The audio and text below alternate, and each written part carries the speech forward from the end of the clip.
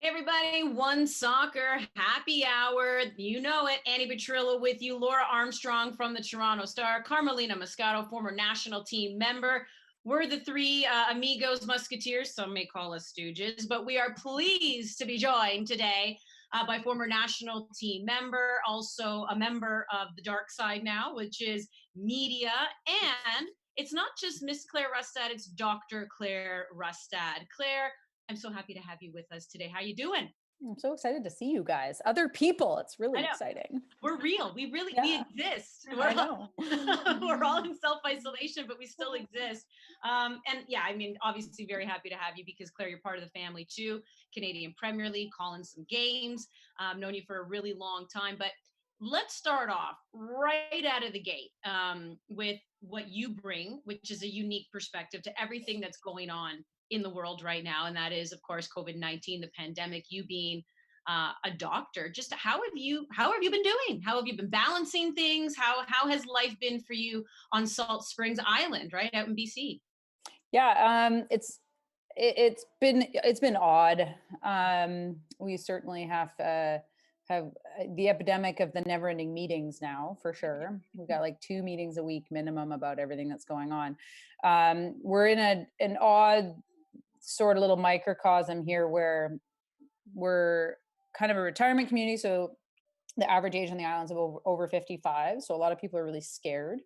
Mhm. And we're also a tourism center. So the long weekend was a bit challenging with a lot of people coming over on the ferry and coming over to visit cottages and going to the grocery stores and the population going up. So it's been a little bit unnerving for a lot of people, I think. And people are just generally really scared. There's a lot of information coming at them from all angles. But um, uh, from our perspective, a lot of our care has gone virtual. So either video conference, most of my stuff's on the phone right now for my clinic. But I do also work in the emerge. So I have to see everything that comes through there as well, which, um, and people are scared to go to the emerge too, which is the weird part. So people are showing up late for like really serious presentations. So part of what we're doing on the phone in the clinic is like encouraging people to go to the emerge if they need to, because people still need to go for other things. Yeah, I know you were saying that if sometimes you can have like a mild heart attack or symptoms of a stroke, but now nobody wants to go in. You Oh. could be having these very serious problems, and everyone's scared to go to the doctor. I mean, I can't even imagine that type of thinking and that fear that people have to process right now. And I can't believe people are coming for the weekend. I mean, I get that it was Easter weekend. Like, just stop that ferry. Like, what are you people doing? Claire, you got Well, to we get still out there. need the ferry. That's how I get people off the island when Well, they're that no, really that sick. that's all fine and dandy, but you need to play. You need to treat them the way you played. Okay, and Yeah. yeah, you need to be tackling Yeah. people. Is all I have to Get him say. out of here. Yeah, there was it's funny, I never really thought about the way I played until my when my husband and I were dating, and he tried to throw me off a dock into the lake once. Romantic, Um, yeah. and I planted my feet and he ended up in the water and he's like, "What just happened?" I was like, "Oh, oh right. Okay, so that's what it was like." Okay. And then he proposed, and then here we are. Yeah, yeah, yeah. He's still here. Hey, we got a kid now. It's great. Oh man, I Yeah. love that. Okay, so here's the $1 million question. And as you know, all of us who cover pro sports, and I guess what we're wondering, and maybe you can offer some perspective on this, what would the medical community be looking for when it comes to this pandemic to give a green light, even if it's a soft green light, to pro sports making a comeback? Uh, I think that's probably a question well above my head. That's why I mean that as a little aside, I think one of the really cool things that's come out of what's been going on is the number of like women in strong leadership positions within the Mhm. medical community. Public health Mhm. officers, ministers of health have all really stepped up and been the kind of the calm, cool, collected, informative um, touchstone for a lot of places. Bonnie Henry in BC, certainly Dr. Tam nationally, Tina Mhm. Hinshaw in Alberta, like all of these kind of strong women in powerful positions. I think it's been really great to see because you don't see a lot of it. I mean, medicine's often still thought of as kind of like a male dominated specialty. So seeing a lot of these women in really powerful positions and they're people are really looking to them for leadership. I think that's really cool. But what's it going to take to get pro sports started again? Wow, that is a large discussion. And made more complicated by the fact that a lot of our professional sports leagues are like not just Canada, Yeah. that it includes the United States, and that's a kind of another ball game entirely. I know everybody hears the flattening the curve thing, meaning if we can keep the number of infections at a slow trickle as opposed to a fire hose, we can prevent a lot of people from dying simply because we don't have the resources to take care of them. So I think when I don't know, I don't have a time frame for you. I don't really know. But the Mhm. longer we can do that, the better handle a lot of medical professionals can have on the cases that present to their hospital. And I'm lucky here; we are a somewhat isolated community. But I mean, I'm thinking of some of my colleagues in Toronto who have had to send their families away to live somewhere else because they're worried about infecting them. So, I mean, I think when that sort of worry dies down a little bit, I don't know how long that's going to take. But the longer that curve kind of stays flattened or planked, as Dr. Cam's been referring to it, the better. I don't really have a time frame for you. Yeah. Mm. Yeah. Dr. Tam is like my major girl crush right now. Like I'm Yeah. obsessed with her, everything she does. Yeah. Bonnie Henry's mine. She's awesome. Yeah, like, and it's so lovely to see all of these women, even Christy Freeland, you see like so many women out there being the face of it. It's fantastic. Claire, we've seen a lot of athletes, like retired athletes or current athletes, go into medicine after their careers. And Haley Wickenheiser has been chatting so much and really talking up the need for PPEs and trying to get people to sort of donate. And I talked to a respiratory therapist, Susan O'Connor, who's also an Olympian. She's out in Calgary and she's waiting for the surge to come. What is it about medicine and athletics that kind of like draw athletes to that as a post career? Because there's a lot of them. There's some football players down in the States who are like involved in the coronavirus fight. There's a lot of people out there who are helping right now. Yeah, there was actually two of us who came back from the Olympics in 2008 just at U of T. So there was a rower, Jane, I now forget her married name. Oh my goodness, she's going to kill me if she ever sees this. But there were two of us that came back on, actually we were on the same flight. I don't know. I mean, it was kind of always my plan to do it. It wasn't necessarily that I kind of went through soccer and then kind of decided. That was always sort of the plan. And I mean, I retired relatively early, I think, for most people. I started med school started when I was 20, oh my God, 5. And I stopped. I mean, I went to the first Marachi camp. Carm, were you at that camp? Yeah. We were talking about this on our brief, and you and I's career, we have just missed each other on New. Yeah. Started together and then missed each other. I think the only thing we did would have been like 2002, like the under 19 thing, right? Correct. But yeah, no, I was at that first Marachi. You were there, weren't you? At that first Marachi camp? I heard some stories, and I definitely wasn't there. I don't have. What are these? Wait. What are these stories? Whenever I hear somebody say I've heard some stories, I need to hear stories. It was just like, I can't stop talking, honey. I kind of got to keep going here, dude. Goalie just walked up and was like, stop. No, it was just that, like, they tried to bring the hammer down a little bit in the first camp. So like food would start disappearing from the menu. So, like, peanut butter wasn't allowed, and we're like, what are the vegans gonna eat? And like anything cream based sort of disappeared. It was just really bizarre. Anyway, I don't even know how I got onto that. Oh yeah, no, that was the last camp that I did. So I tried. I was like, ooh, I'm gonna totally do med school and the national team at the same time. Ha ha ha. Wow. And that is it's hard. It's almost impossible. And it is impossible. And Melissa Tancredi did the same, doctor of chiropractic. She had to sort of remove herself from the sport during pivotal times and to come back, which was so hard. She did great in that, but it was not an easy journey. And in fact, had a lot of injuries upon return so honestly, what you've done is tremendous. And I realized I was like, okay, I and Kaylin Kyle has a lot of stories about this too, because we were roommates during that camp. Kaylin doesn't get up early well. I don't know if that surprises anybody, but I had to get up at like 6 a.m. to study before breakfast. And I would try, when you're trying really hard to be quiet and it just doesn't work out. So that's what, yeah, Kayla and I we weren't the best roommates. So I was getting up to study, and I ended up passing somehow the exam after that. And I was like, yeah, I realized I could actually probably do both, but I would be able to do neither of them well. Yeah, that's it. And I wasn't really comfortable with that. I didn't think that was fair to my teammates, first of all, to not be able to be um, fully present and fully committed from a training perspective. And I also I was like, med school's expensive. And I didn't think that should be spending that much money on something that I wasn't really kind of like putting everything into. Yes. And it was just a lot of information to take in. So yeah, that was the point where I was like, no, I come on. This is 2 full-time jobs.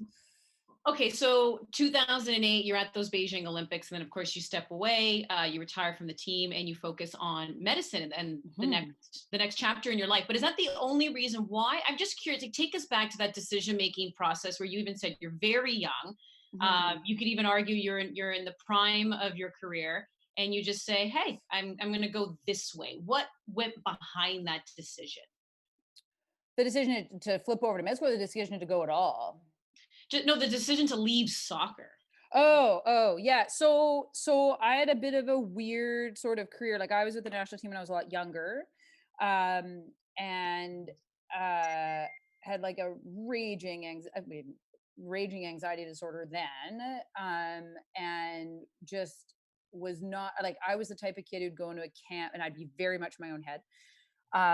And one bad pass would sink a camp for me. And I don't know, Carm, when you played with Evan, right? I did.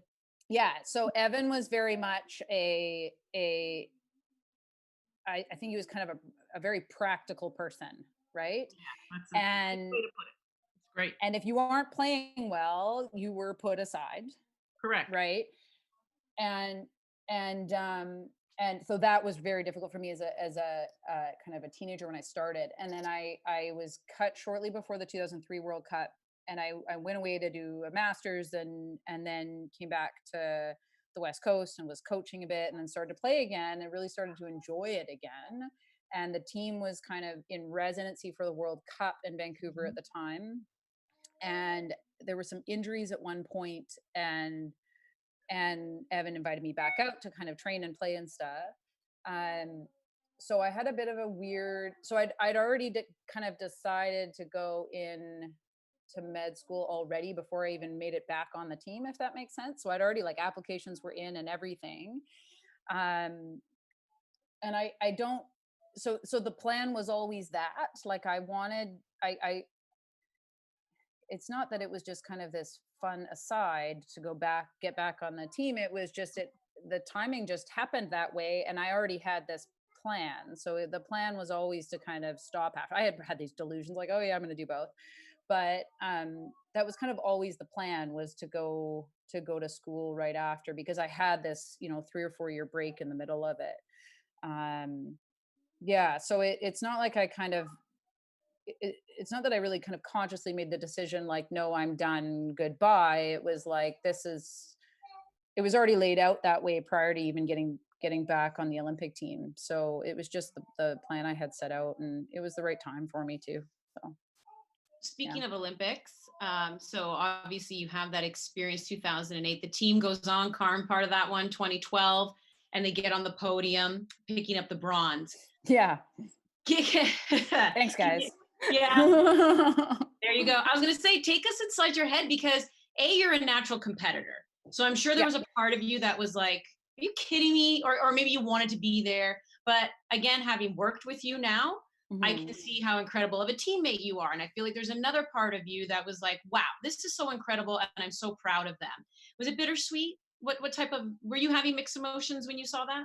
Yeah. So I was in the beginning. That was right at the beginning of my first year of residency, I think. So I didn't actually get to watch many of the games. I saw bits of it because I was working, I think it was in the Emerge in Scarborough. And every time I walked by the TV on one of my shifts, I saw bits of the 4-3 game in 2012, but I didn't actually get to see a lot of it. But yeah, I mean, the team was so, I joke, I'm like, yeah, cool, wait till I leave and get a medal. But the team was just so much better in 2012. Like things had really changed, things had really clicked over. And I think that was, Herdman coming in and really kind of bringing everybody together, but also bringing the right people into the room.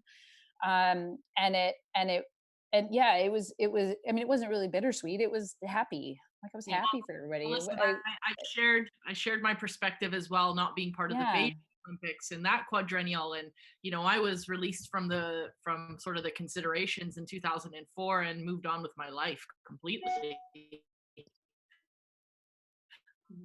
Before Marta came in, and we had what you're saying resonates a lot because, there's two things that really resonate with me. Retirement, first of all, when it's the right time, and you had a plan post-retirement that is so beautiful, right? Like you knew you wanted to be a doctor, and it was a matter of timing and when.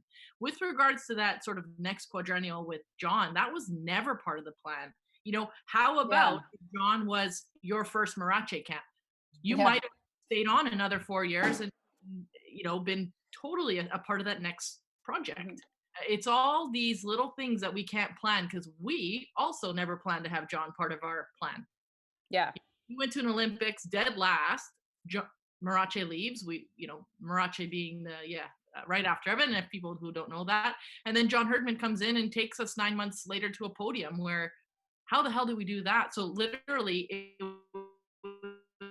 was just, but right now, when you're talking about all the people you're helping, the impact you're having on community, your amazing family, like the story would have been different. It's all good. Like it's crazy to things. I know. It's it's really, I mean, things just kind of work out the way they work out, right? And you really do. Yeah, and I mean the transition was hard, but it didn't really get hard for a little while. Like it was, I literally flew, like closing ceremonies next day was the second. I missed the first day of orientation week. And the problem was they'd like announced to our class that 2 of us were coming back. Oh. So I'm 13 hours jet lag because I flew from Beijing to Toronto. And I like dive into this thing where everybody knows my name, but I'm like struggling to remember my own name. And then the next week I'd like recovered. I was like, good. I show up for the first day of class. People like, hey Claire, how's it going? And I was like, oh my God, I don't know anybody's name. Like I don't remember anything from last week. I was so tired. It was really, like the first year someone would walk into the class a little bit late, and every day someone would walk in. I was like, I had no idea they were in this class. No idea. No kidding. Well, all right. You're recovered. Your memory works just fine. So why don't we go down memory lane a little bit? And I think it's safe to call you also a pioneer in the sport. I mean, you joined the national team in 2000. You're pre-NWSL as well, right? I kind of look at it in that way too, even though you did play in the Vancouver Whitecaps system and you played for the Toronto Lady Lynx, but this was all pre an actual formed league that's been around, since 2013. And I'm wondering how you've seen the growth of the game, whether it's perception, whether it's investment. If you were to just kind of look at the women's game, how would you sum it up in when you started to even where it is now? Yeah, so when I was playing, that was at the time where your goal was get a scholarship to go play in the NCAA, because that from high school going forward was really the only high level soccer you were going to find. And that was like the obvious choice for anybody, certainly within the national team program. Oh yeah. And like Carm, you're not that much younger than me. So you're an 83, I'm an 84. No? Yeah, exactly. So you were the same boat, right? We played each other. You came to Seattle and we played. So that was kind of the ultimate goal for everybody. And And now we're seeing this transition where players like Jordan, and I think we're going to see a lot more of this, by the way, where the NCAA is going to become far less relevant. And players like Jordan Heidemet are just going to jump ship and go play professionally in Europe, because why wouldn't you? You're like peak developmental time, prime of your career. Why would you, like, why not just delay your education for a few years? Or do it online? Like, there's so many options now. So I think we're going to see a lot more of that, a lot more players who are being offered professional contracts in Europe and going over there, and the NCAA is not going to become as relevant. But that was, I mean, that's one of the big shifts I've seen. And that she's kind of like probably one of the first people who we were all kind of taken notice of, certainly in Canada, who's made that decision. And I think we're probably seeing more of that. I think particularly in the last 4 years, I mean, it was really obvious with the World Cup, right? I mean, 7 of the teams in the quarterfinals were European teams. So we've really seen a huge investment in Europe. Particularly from big men's clubs too. I mean, what, Real Madrid, didn't they buy a club? They bought a club so they could get into the first division in Spain. They, instead of starting their own club and kind of like working their way up, they just bought a club that was already being promoted. So, I mean, there's a lot of, you're seeing investment from like the men's side of it in women's soccer, which is something that was like unheard of when I was playing. And I think it's really encouraging to see. I mean, Europe has the infrastructure, and they have those big men's clubs who already draw huge crowds. There's money, there's everything there, and they already have that kind of set up. And I think there's a lot that makes that challenging in North America. We had long discussions about this off camera during the World Cup with Diana and Kaylin, but I mean, there's a geographic component here, certainly in North America, that makes it difficult. I mean, you can't just jump on a train and be in Manchester in 4 hours. Well, look at the CPL, right? And even some of the stuff that they've discussed as far as traveling.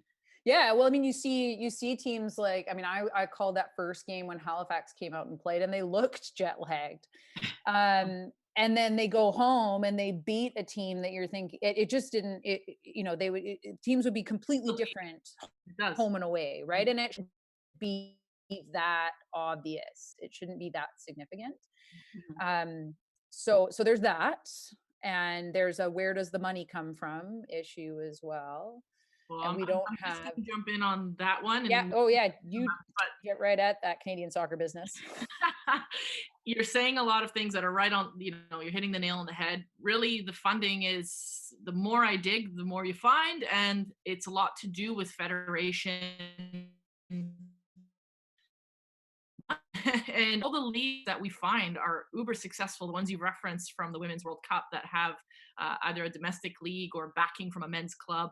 It's usually a federation that has a men's team who has qualified for a World Cup, if not won it, some of the ones we're talking about. And they're bringing in millions of dollars, in which then it's a choice of what that federation does with that money. Yes. So Canada soccer at this point, genuinely, from a men's program standpoint, and we know the good work that's being done there, is they haven't generated the money yet.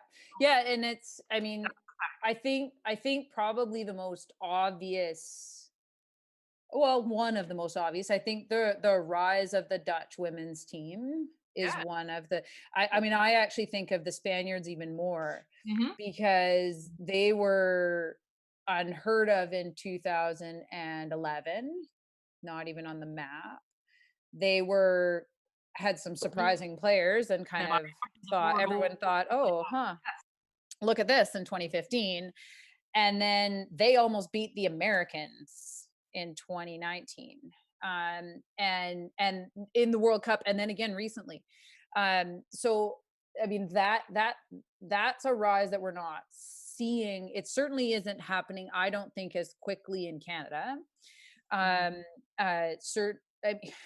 So the men had a good result recently. I mean, I don't know how much we can take out of that, and I think there's a generational thing that they're benefiting from, which is great, and hopefully that can kind of kickstart things. But I don't think we're seeing that rate of growth in Canada, men's or women's, that you're seeing in Spain and Holland, where they're really investing in those programs. And if you look at the rosters of those players in the World Cup, like 90% of the roster plays in Spain, and 90%, I mean, almost everybody on the Dutch roster plays in Holland. And so you're really seeing an investment in keeping those players close. And then, I mean, it just makes it, they're used to playing with each other. I mean, like, I was thinking it was something like, it's like 8 or 9 of the starters on the French team play together on one. They certainly play together in one league, but they're split over like 2 teams. Um, and that's something that just has not yet come to fruition in Canada, and hopefully will at some point. Yeah, you know what? It's interesting. Before I get to Laura here, just to piggyback off what you said there, we do still have, and I'm not necessarily saying it's wrong, but to your point, we still have this mentality in Canada. Like take Alphonso Davies, for example, and signing, in Bundesliga. I mean, not only is this a Canadian product, he played in a Canadian market in Vancouver, right? Granted, it was, Major League Soccer, but he still played on a Canadian team. And instead of, and I'm sure, and there were voices that were like, nah, you got to keep him here. But the majority of the voices is we as Canadians take pride when a player is actually sold still to Europe. Again, you go CPL and Tristan Borges, right? You can make the argument the best player in the league last year should still be playing in Canada, but there is still a stronger voice that says, no, but we still take pride, when we sell them off. There isn't that whole, keep them here, get the league stronger here, that kind of product. And then those guys come up together and then boom, national team, they're playing with each other and they've been playing with one another for so many years and off they go, right? We have a different mentality. There's a pride in this country and actually selling off players. Well, right? And it's hard to say no, you can't, because again, like, why not let Jordan Heidemann go and play in France, and why not let Alphonso Davies go and play in Germany? Because I mean, that's the best thing for their development right now. Like playing in the CPL is not going to do Alphonso Davies any good right now at this point in his career, right? So it's hard to not like want them to do that, because it's really the best thing for their development right now. And you just kind of hope that you continue to get Tristan Borges is coming through the CPL to attract more players to come in there. And then maybe you do start to develop this league where people are staying, as opposed to coming as a jumping off point for another league.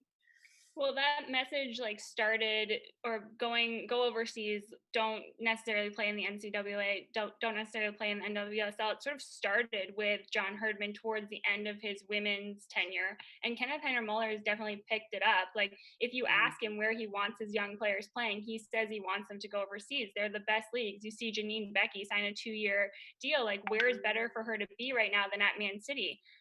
So it's definitely important. But one thing that we definitely asked Diana Matheson a couple weeks ago, Claire, that I wanted to get your thoughts on was, do you think, speaking of the investment that men's teams have made in women's game over in Europe, do you think that the MLS clubs here have a responsibility to create their own sort of women's Toronto FC, women's Montreal Impact? Or, I mean, is that more likely than a league, or when do we see a league, How do we keep it here?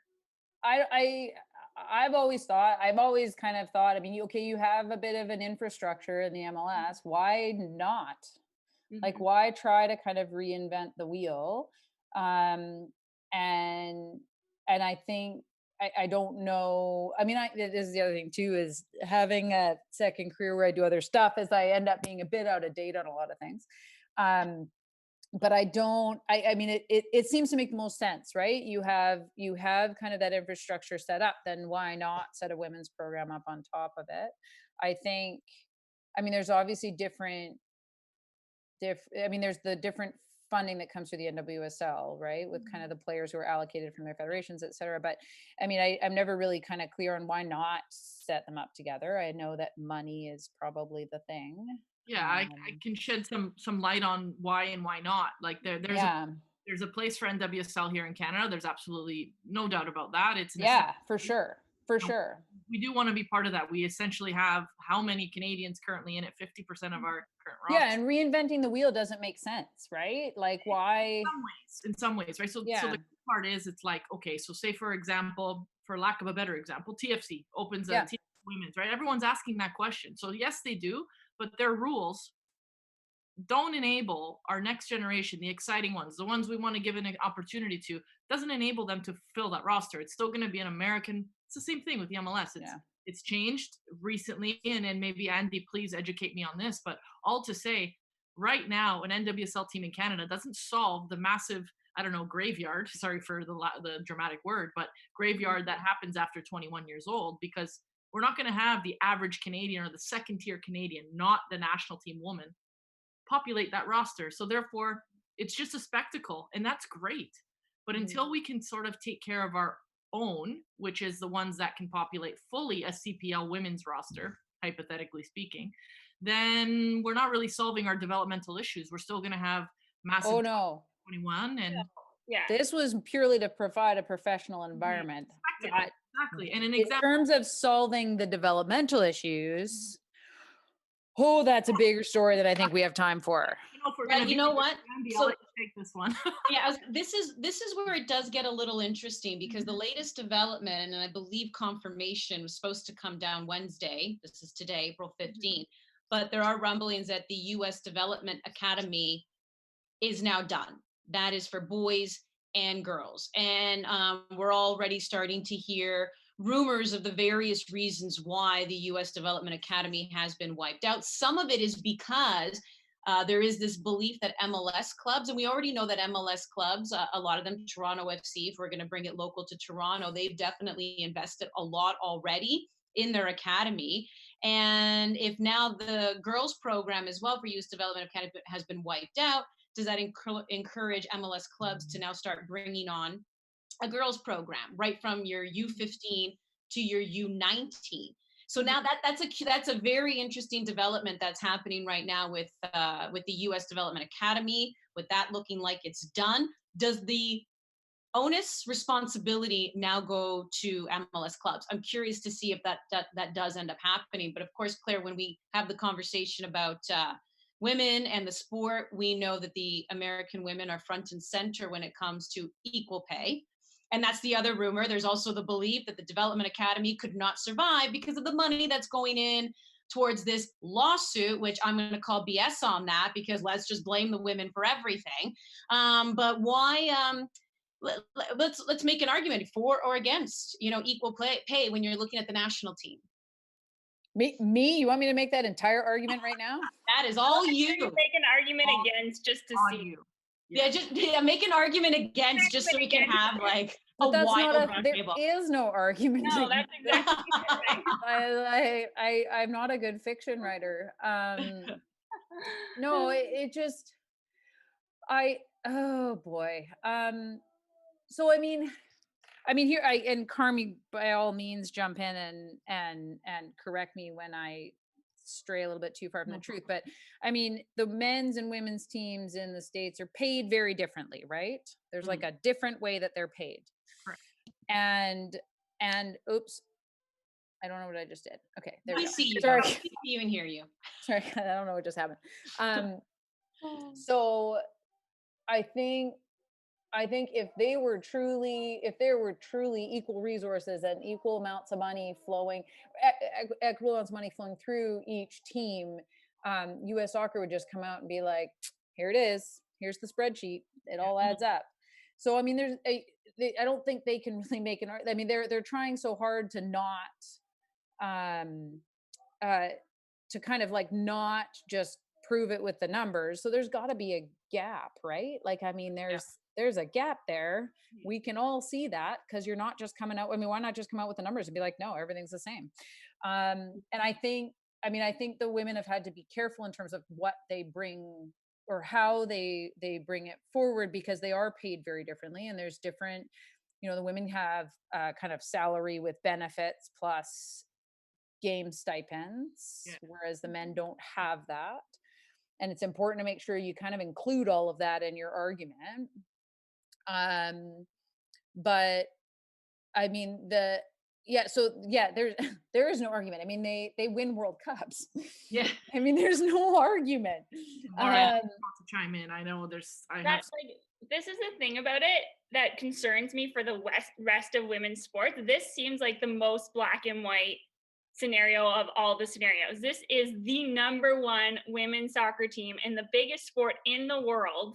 They win all the time. And if we can't find a reason to give this team equal pay, what does it mean for everybody else? Like Yeah. that, like where it's a little bit more of a gray area, and where, you know, maybe the team isn't as good. Like this team is winning games, they're winning trophies, they're filling up stadiums, like, and I'm just like genuinely concerned for the, like, you know, middling like conferences or other sports who are just not as secure. Like, I mean, this is like a black and white argument to me. There is no other argument.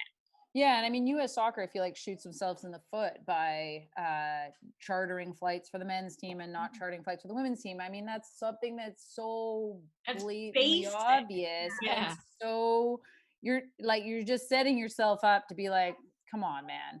Mhm.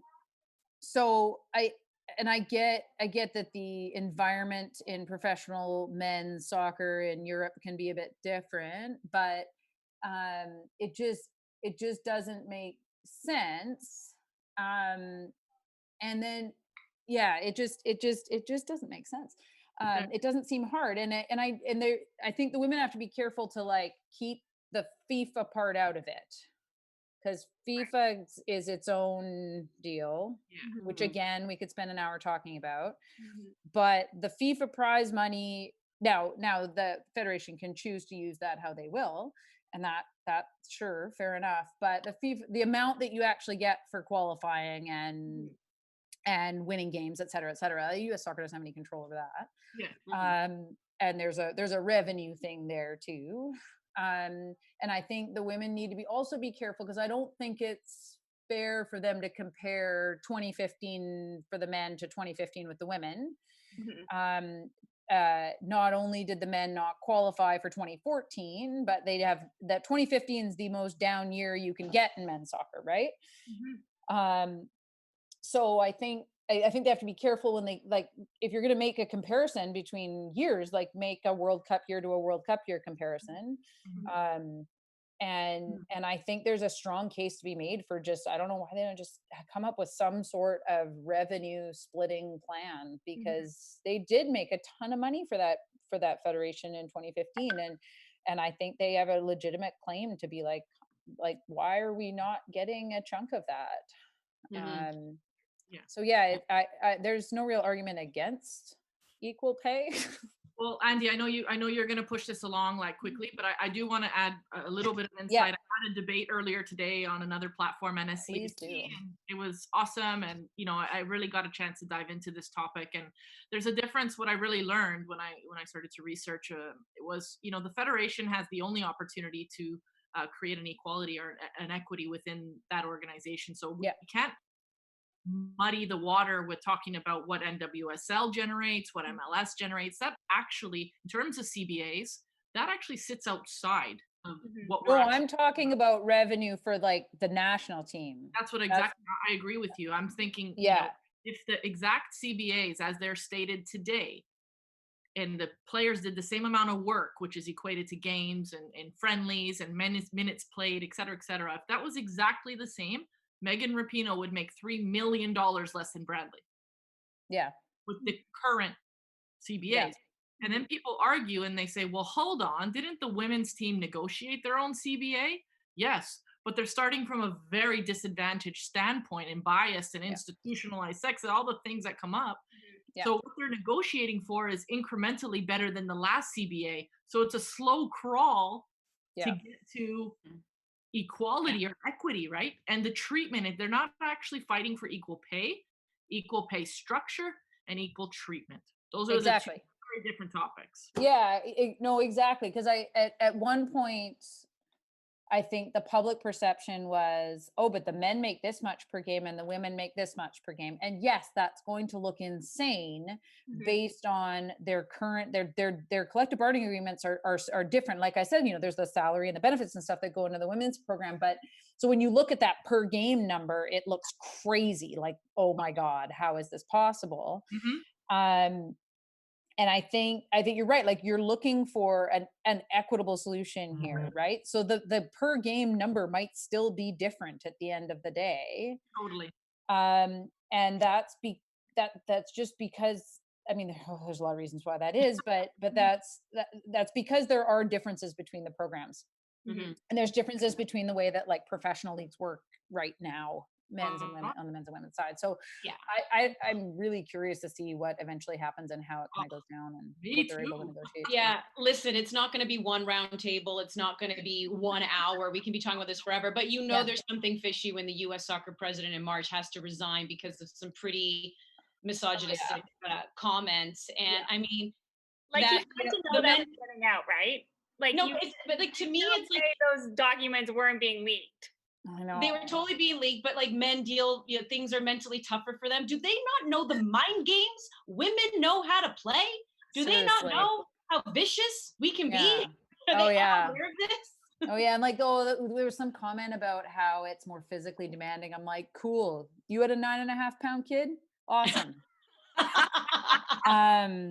Oh my God. Yeah. Well, and I'm just I think I told this story to you guys, but like before we started, but I was just thinking about the games where, like when we played the US when I was playing, especially early on when I was a teenager, we got destroyed. It was like defending for 90 minutes every game. And there was one game we played, we actually won. This is the first, it was Columbus, Ohio. And I accidentally gave 2001. I remember. Yeah. And I gave Brandy Chastain 7 stitches in her eyebrow with the back of my head. I know.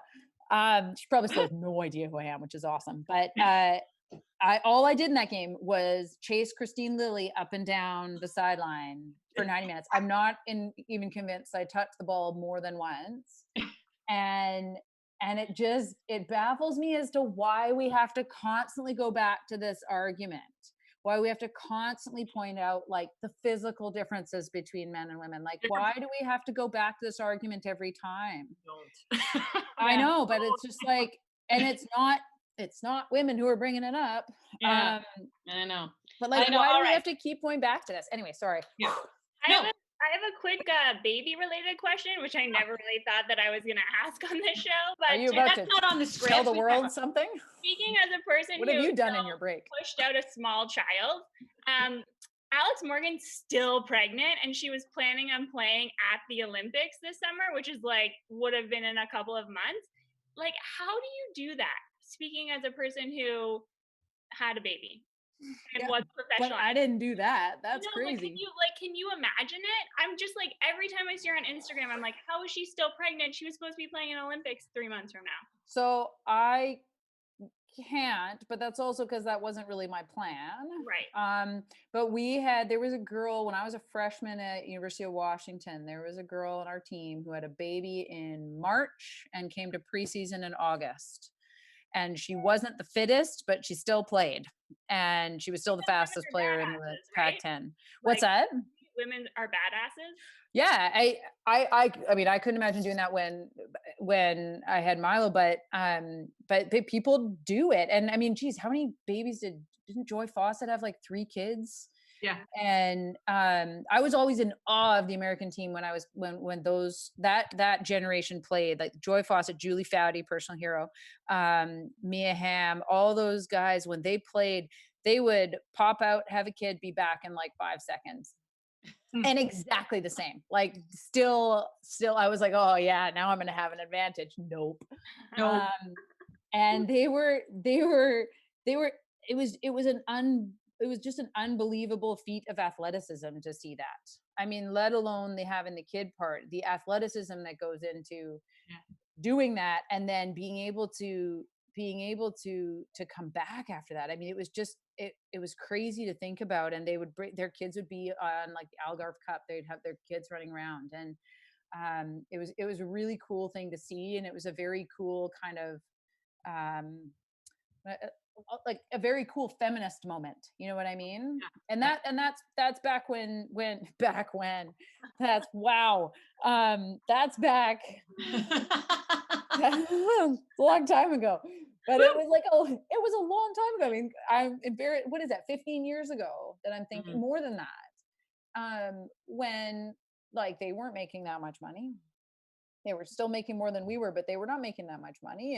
And they were still bouncing back, bringing their kids with them and training. And it really was a very cool kind of feminist thing. And I always think about that. Yeah. Anytime when I'm like, do I really want to go work out? And I was like, well, Joy Fawcett went back after 3 kids. So I have to. I really don't have an excuse. Yeah, exactly. Well, let's have a little bit of fun here, because since you go way back, Oh God. can you tell us? Let's just have a little fun. So I've done this before. So we have about 4 kind of fun questions. I'll lead off. Laura, if you want to ask the You second guys have planned this. Well, I'm planning it right now. This is me actually planning this. I'll do God. the first one. Laura will do the second. Carm will do the third. Then I'll wrap it up. I'm feeling Is really that all nervous. fun? Okay. This I is feel like easy. I'm back in This is school. easy. This is It easy. doesn't feel easy. Doesn't feel easy. Okay. Best goal you've ever scored. Oh, that one's easy. That one's totally easy. So, and it comes with another fun little feminist moment. So, that was it was right before halftime in the first half against Brazil in the 2002 World Cup, under 19 World Cup. And Laura, this was your moment. Goal. Yeah. This was Laura's moment. Oh, really? Oh, okay. So yeah, I scored on a diving header. Your moment, technically, yeah. Sorry. Yeah, no, so it was like, we got a corner kick right before the half, and Mel Booth took it, right? Yes, yeah. Mel Booth took it. And Sasha Andrews and I were the 2 center backs, and we were both like naturally tall. So it actually just dropped over her head, and I was like, oh God. And I've never, like, I don't even think I'd ever attempted a diving header in a game before, but I was like, I'm doing it. And it actually went in. And then the whistle went, we went into the locker room, whatever. We ended up winning that game in penalties. And then I had to go to a press conference the next day. And generally the way press conferences work then, it might still be the same. I don't know. Probably not. But at the time then, you went to the press conference, but nobody wanted to really talk to you. Like, they all wanted to talk to Christine, right? And I was like, this is awesome. I just get to nothing's changed. I don't have to engage with anybody socially. This is great for me. And the coach of the, I won't use names, the coach of the men's national team at the time came up and congratulated us, and then turned to me and said, good goal. And I said, thanks. He said, did you mean to do it? And I was like, what? And I was like 19, right? And I don't know what to say to that, but did you mean to do it? I couldn't believe it. I was like, yeah, kind of. Like, that was no, I tripped. Like, I meant to miss the net. What? Anyway, so for all the men listening, don't say that ever. To anyone, really, gender aside, don't say that. Yeah, when you score, you're scoring. Yeah, well, it's true. We all remember that goal, and I know Laura brought that up in our briefing yesterday. She's like, I love that goal. I really love that goal. There you go. That's the best goal ever. I love it. I love the look on your face after that goal, which I can still see in my brain. Like, I can tell you where I was sitting for that goal. Like, that's really like, I can tell you when moments. Oh. And your face was like this mix of like sheer like just like boss, like you were like such a boss, but also like kind of shocked that you did it. Oh yeah. This is like just, and I fully had the wind knocked out of me. I've never been at the bottom of, that was the first and only time in my career that I've ever been at like the bottom of a dog pile after scoring. And I could not breathe. I didn't know that means you can't breathe. And I was like, oh my God, get off of me. This is too many people too close to me. I probably jumped right on you. I was so excited. Yeah. Nice. I think Katie Thorlickson was the first one who got to me, but yeah, it was with force. Yeah. Okay. So that, there you go. See, first one, easy. You can do it. This one might be harder. Easy. No, this one's so easy. It's totally fine. Hardest to play against in their prime: Sinclair, Wambach, or Marta? Rank them. 3, 2, 1. So I guess 3. But I never played. Oh no, I did play. I guess I did play against Christine when in college. Well, yeah. In training, practice, even. I mean, and I didn't really overlap with Wambach. But I can give you a little personal story about Marta. Yeah, love personal stories. So same tournament, same game actually. So Marta was, I don't even know how old she was then. She's younger than me, I think.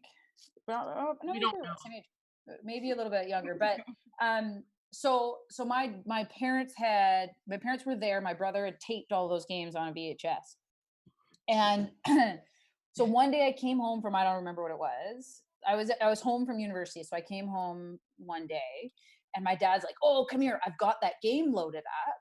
in the VHS. And he's like, come and look. And I was like, oh, he's going to show me my goal. This is so nice. This is so fun. So I went in there. No, he shows me the one time, I think there were a couple times, but he shows me this clip of Marta just completely undressing me. Like she was 10 yards past me by the time I'd even turned around. And I was like, Dad, why do I want to see this? I don't want to see this. And he's like, but look at her footwork. Look how good she is. And like, he has a real appreciation. He doesn't have any loyalty to like our team or anything. He was just like, but look at her. Like, look at how good she is. And I was like, yeah, at my expense. I look like a pylon. Thanks, so Dad. I found, so there were different things about all those players. Marta was the type of player where you're like, my dad's going to show me this clip later. Christine was the type of player who, and it was my senior year by the time we finally beat Portland. By that time I was playing in the back line. These are not short. Are these supposed to be short answers? Because I'm not giving you short answers. No, you're good. And I was playing the back line then, and she was the type of player, and she still kind of is, where it's not easy to forget about her, but easy to lose track of her. Definitely. And she can float, and then you're down 2-0. And that was the one thing that I remember. That was one game where I watched for the entire game. Like, I don't think I paid attention to anybody else. I was just like, we are winning this game. 1 year out of 4, we are beating this team. We did. But it was just, she's the type of player you constantly have to be paying attention to, because she can finish from almost anywhere. She's one of, I think one of the few players on the team now who can still do that. And so she can finish from anywhere. And especially at that time, her speed was just unparalleled. And it wasn't the speed so much as her acceleration, right? It was, with that first 5 steps would have almost anybody beaten. And so that was what was very difficult about defending her. And she could make a meal out of 6 inches of space at the top of the 18-yard box. Yeah. And I didn't overlap with Wambach, but guaranteed the thing that would have made me crazy about that. Did I overlap with Wambach? I don't actually remember. Being tall, people think you're good in the air, and I don't jump that high. That's part of one of the reasons that one of the things that I can think about.